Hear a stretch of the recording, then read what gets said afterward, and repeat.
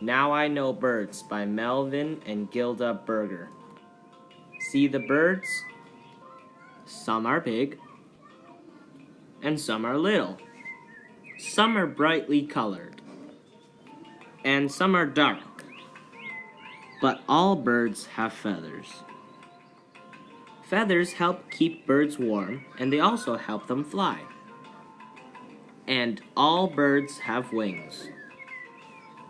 But not all birds can fly. For example, penguins can swim, but they can't fly. Ostriches can run, but they can't fly.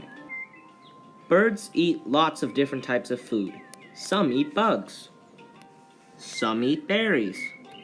Some eat worms. And some eat fish. Most birds build nests. But not all nests are alike. Some of the nests are high in trees, and some are on the ground. Mother birds lay eggs in the nest. Bird eggs are many colors and sizes. Usually, the mother bird sits on the eggs, but sometimes the father bird keeps the eggs warm too. Soon, the baby is ready to hatch. Crack! Here comes the baby bird. The mother and father feed the baby. Baby birds grow very fast.